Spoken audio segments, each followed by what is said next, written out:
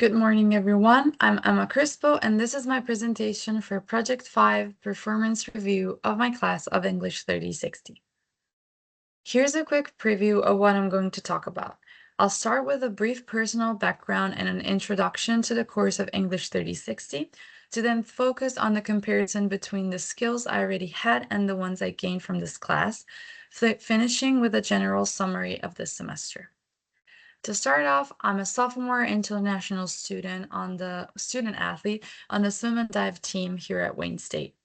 My original country is Italy, and I'm still undecided about the degree I want to pursue. This class is required for engineering, so I decided to take it as it would also have fulfilled my general education requirements. English 3060 is indeed required for some engineering and STEM degrees as it focuses on technical communication, specifically oral presentations, which, as I found out throughout the course, are weekly duties for workers in the related fields. Students attending this class gain experience in formal slide design and speech delivery to create exhaustive and clear technical presentations. I started this class confident of my skills in slide design and speech writing, as I had many opportunities in high school to present projects and research. I was also aware that most of my experience was about humanistic topics, for which I had been able to take care of the artistic side of my presentations.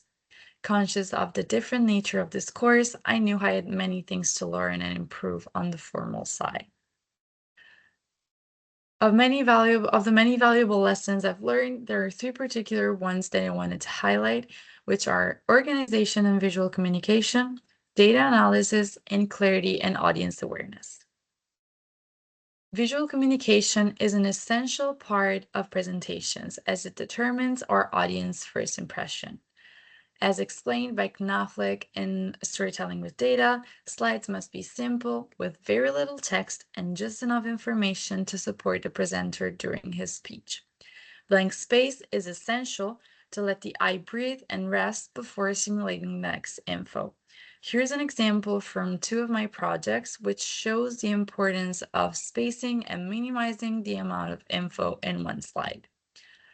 The first one might seem more rich in context, but it ends up being chaotic and overwhelming. Working on this aspect led me to improve the formal tone of my presentations, enhancing visual readability and audience engagement, while also considering accessibility. Another huge take for me was about data analysis, and in particular, data visuals. When working with data, the goal for a presenter is to highlight meaningful insights related to a certain topic, choosing the proper visual to enhance that meaning. Thanks to our Project 3, I was able to practice my ability to summarize complex information, highlighting trends and patterns to support my thesis. It also helped my critical evaluation of data sources and importance. The last learning outcome I want to talk about is audience awareness, which is essential to create effective presentations. Knowing our audience is the key to choosing the right tone and language, as we tailor our speech based on their needs. Likewise, stating our thesis lets them know why they should be interested in what we have to say. Once I realized this, I was able to see an evident improvement in the clarity and effectiveness of my communication as I minimized ambiguity and trained my ability to anticipate questions. Being prepared for any possible doubt was the best way to look reliable. Overall, I believe this class gave me many valuable skills that will help me become a better person, as I now feel more confident about myself and aware of the world around me. Expressing myself with clarity is something I value a lot, and I'm glad I could practice it as well as my critical thinking. Here's a list of my sources. I thank you for your attention and wish you a good rest of your day.